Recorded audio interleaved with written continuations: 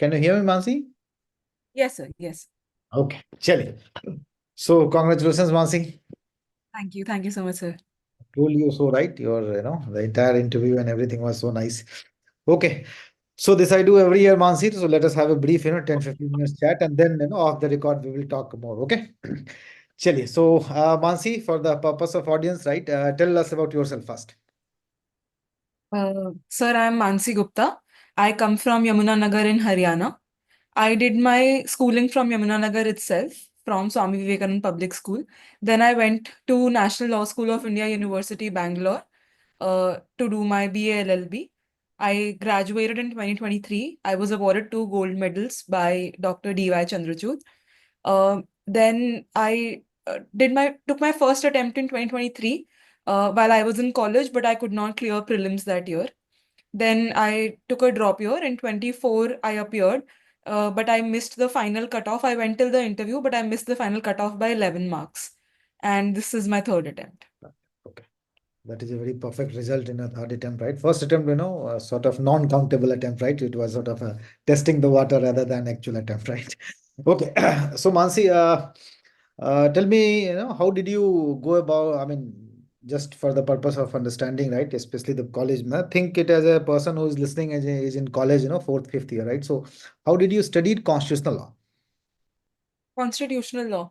Sir, as in almost every law school in this country, constitutional law is something that is taught in first or second year to students.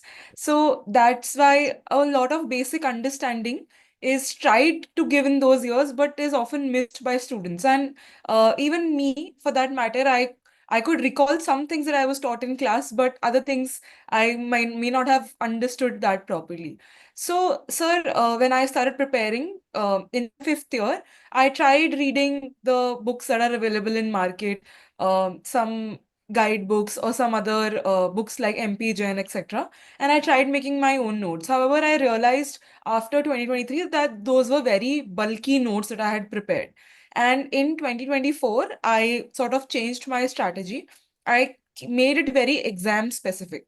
So I looked at PYQs. I culled out the topics that were there in each of the main portion, main topic. So, for example, fundamental rights, I would see what all are the questions that are being asked, and I would write down the topics that I had to cover, and then I would sort of reverse engineer, then prepare answers to those sort of questions, and add other things that I might feel are important for the exam. Wherever I feel that my base is lacking, then I would go back to MP Jain, etc. because I had first read them in my college time. So I did not waste my drop year basically in reading those books again. I would only read those portions where I feel I needed more depth. So that was my strategy for constitutional law. I think for all other laws also similar strategy. More or less the set, you say. Okay. I mean, you are saying that I obviously always make the same argument that, see, those books are written for academic purposes, right? They're very good book, obviously, but that is not required for the law optional in UPSC. Okay, okay. Now let us straight away go with CLD, right? Because people often find it very confusing, right? And Sometime a topic itself is a syllabus in itself, right? The environmental laws of India, IPR laws of India, right? So that we study sometime in 2 semesters. So how did you go about it? Sir, similar strategy as I mentioned for constitutional law. Once I understood that the requirement of exam is very different from what we are taught in college, we may have studied a subject for 6 months, but then I have to complete that in 6 days for the purpose of UPSC, for example. Then, so I would go again like this. For even in IPR, I understood that the questions that are being asked are usually very broad. So, for example, if they'll ask conditions of patentability, etc. So I would just prepare notes for that. And there's always a possibility in CLD that some questions you will not know in exam. This year, for example, in IT laws, they asked question of the certifying authority or something like that. So it is possible that you might skip, you might not be able to answer. I had a vague idea, but I did not know as much content for 2 pages. But So that was a repeated question, I must tell you. 2017, 16, they have asked the same question. The power and function of the certifying authority. This time they asked you it is quasi-judicial. It is not a judicial in nature, right? So that sort of question was asked. then probably I might have missed it, sir. I did read about it, but I may not have read it in depth.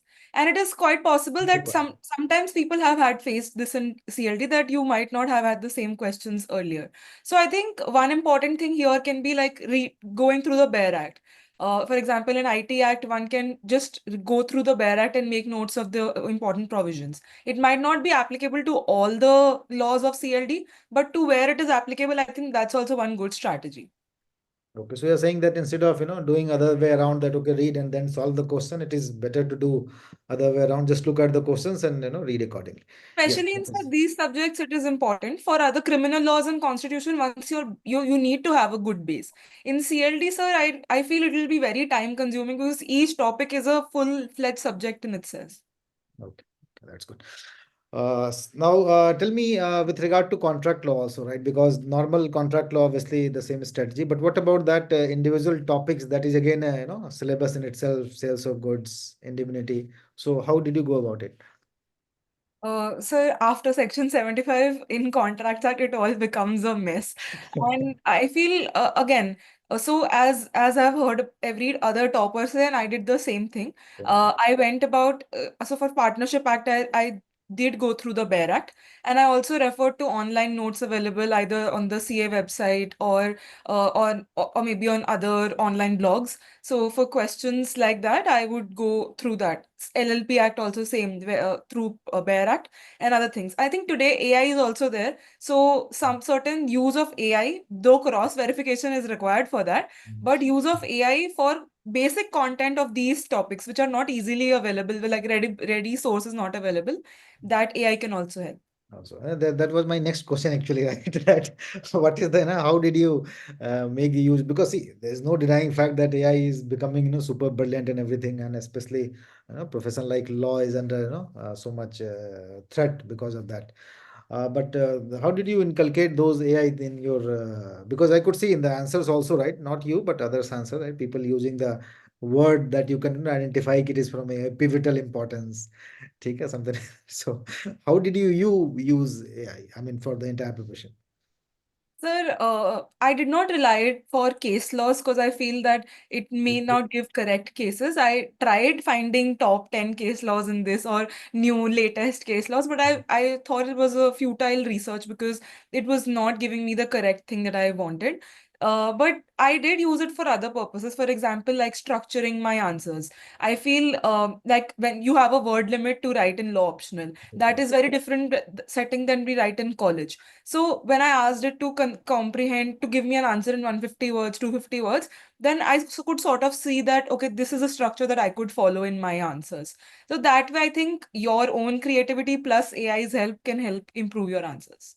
So it means ki the basic understanding you create by yourself, and AI just for the sort of making it as a last effort, to make it precise. Okay, that is actually the correct approach, right? Because the other day I was hearing somewhere Justice Nagaratna, she was telling that nowadays a special thing has started that we have to check the case laws, right?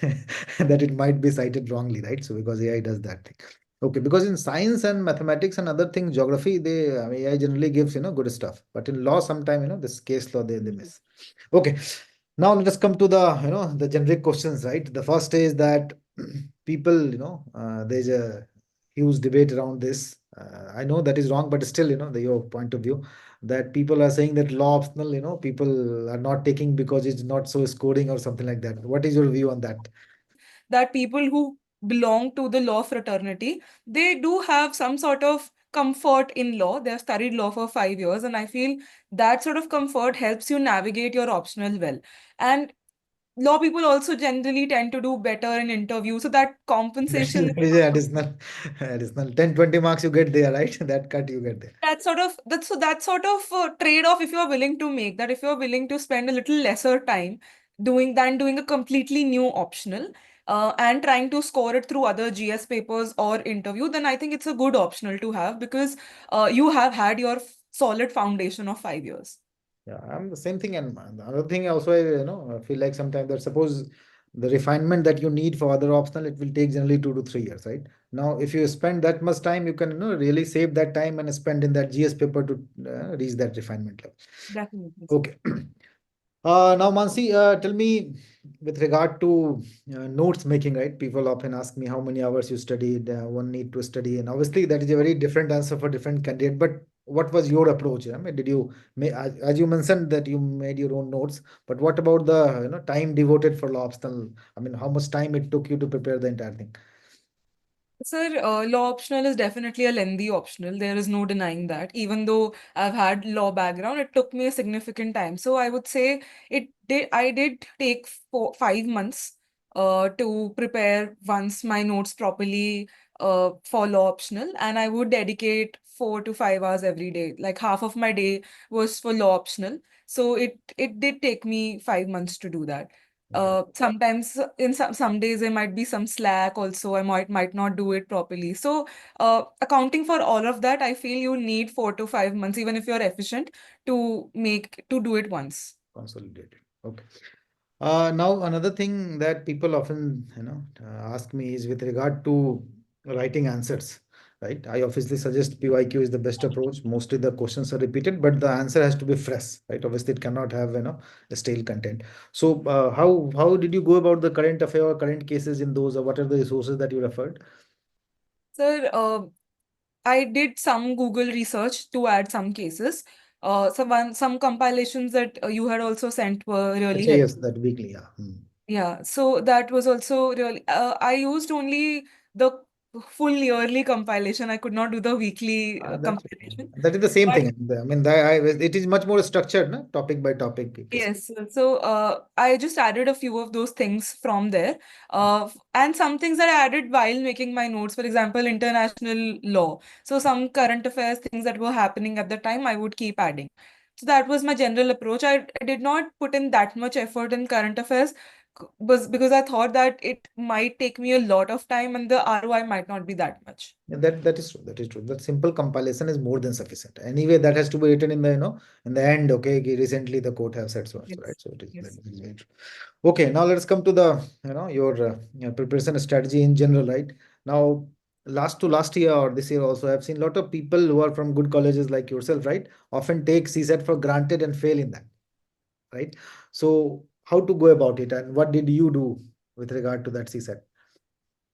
Sir, I honestly did not practice a lot for CSAT because I thought that it हो ही is जाएगा CLAT it, दिया तो हो ही it is जाएगा because it sort of is that similar to CLAT, but I did not take it for granted as well because wherever I felt in maths, for example, some things that I did not know or did not remember from that time, I would revise all of that number system and ratio proportion, probability, all of those topics I had covered at least once so that I am not surprised in exam and I don't know the how to solve it.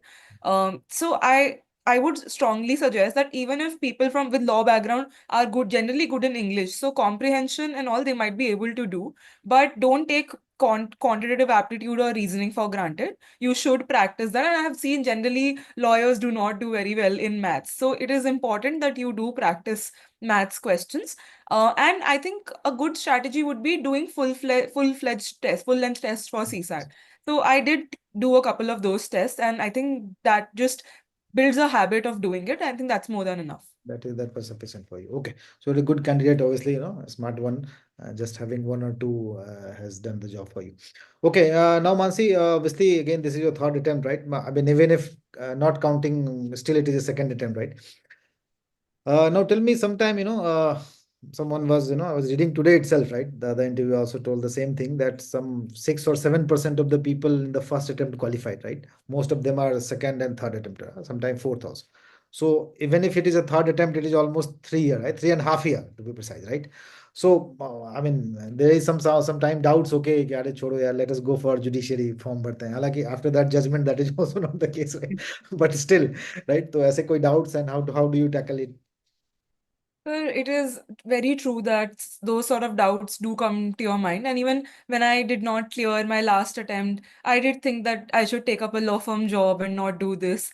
And all of my colleagues, batchmates are doing the same thing. But then, as I would think about it, that there was a reason that why I started this journey in the first place. And I thought that I should give it one more try and take it to fruition. The disappointment is a part of it, and if you are willing to, understand the end goal is worth it, and you have that patience and you have that resilience, I think you can do it. So it means you have to find your purpose, right? That why do you want to do it? Not only just because someone is just doing it, right? You should Definitely. have your purpose. Okay, that's very good. Now, Mansi, tell me, suppose you are teaching a student who is a fourth or fifth year, right? Now, what are the mistakes or, I mean, the way that you prepared that you could have done better in fourth and fifth year, right? So, any advice on that? Sir, as I started in my fifth year and I was completely clueless, I would just read the books and I leave them, would leave them. Did not really understand, even for law optional for that matter. I would come to GS later, but law optional, for example, I would read those bulky books at times and would read them, did not do anything of that. Or on the other hand, sometimes I just read Dukkis and I did not I completely copy pasted the whole Dukki in my laptop notes.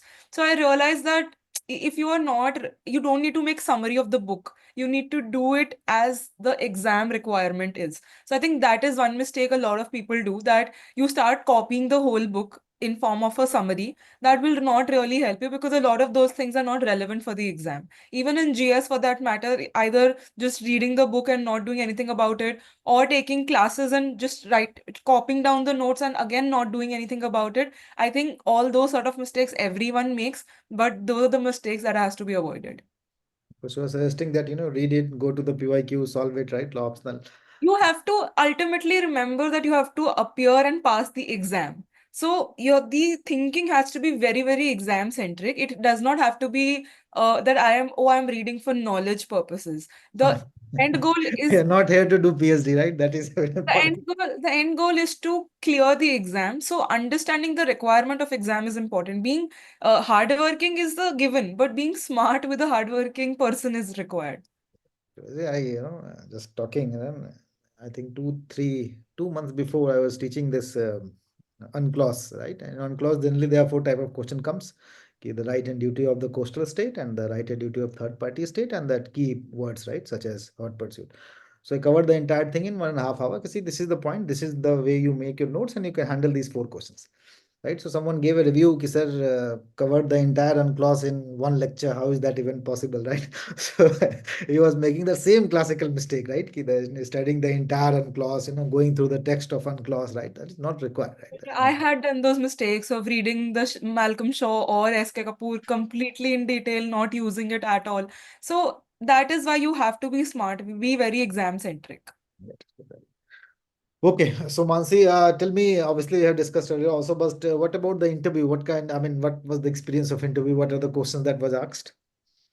So in both of my interviews, I had the same board, Shilvardhan Singh sir, and both of them were very law heavy, given my background and my optional. Both of them are law. So I also had certain laws written in my DAF, for example, competition law. So a lot of questions were asked on that. And given that time there was an indigo crisis, so I was asked whether Competition Commission is failing or not. I was also asked constitutional questions in both my interviews. So, and even controversial constitutional questions. So they were asked, what if the government does not lay rules before the parliament? And government doing so? And I was also asked, what if the state government refuses to, act upon the Waqf bill, etc. So all of these questions were also asked. So it was a very good experience, right? Interview, I suppose, It was a very good experience. So it was just like a conversation. And last year also you got very good marks in interview, right? This year you must have topped it at least, 10, 20 marks and 10, 20 marks in law, right? So altogether 70, 80 marks, right? You could have. That's good. Okay, so Mansi, you are still in Delhi or you are at your hometown? I'm in Delhi, sir, right Okay, so I will invite you next week if you are in Delhi, right?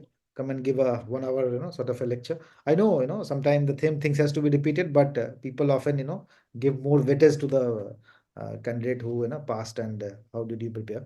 And obviously, we'll invite people to sit in and sort of interact with you. Okay, Mansi? now. Okay. Thank you so much, sir. Okay, thank you.